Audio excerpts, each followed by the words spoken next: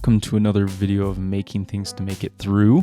This week I got another fun one for you. I just found another template online for a leather wallet. This wallet is extremely minimalist, so it's kind of working off the idea that you're only carrying with you the things that you truly need. So maybe some cash, maybe a couple cards, but we're not loading it up with 15 gift cards for places that we're never going to go to, but you're truly just carrying what you need.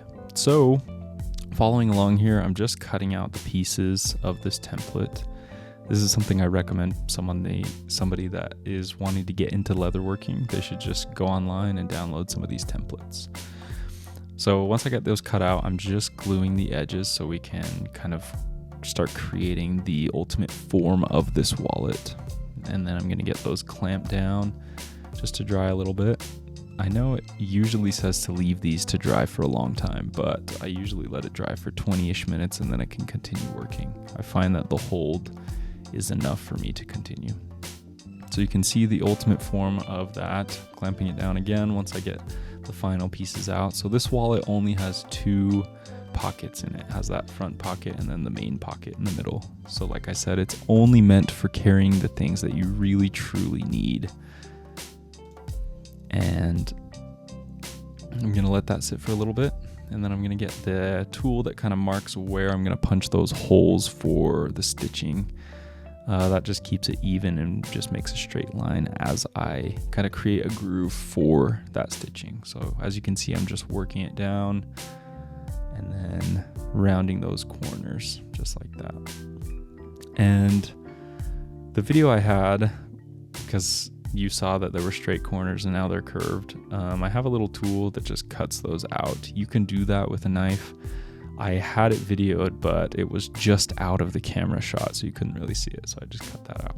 So I'm just kind of speeding through. I'm not going to show you me punching holes, but that's the idea. Once I punch the holes all the way around that, I'm going to saddle stitch. Saddle stitching, I have a video explaining how to do that. I'll link it here so you can click on that. I'm going to speed through this too. Refer to that video if you'd like to understand a little bit more of how to saddle stitch.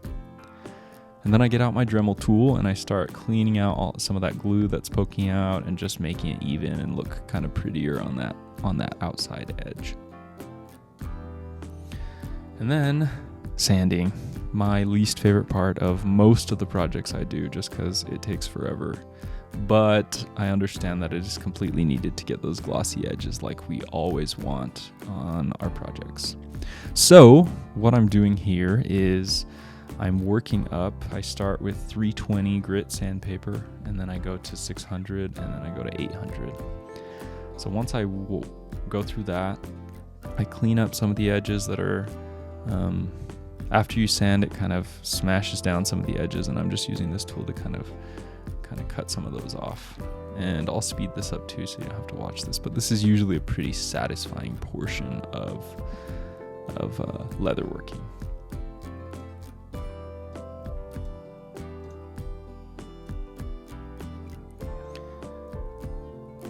So you can see those edges are looking a lot cleaner now.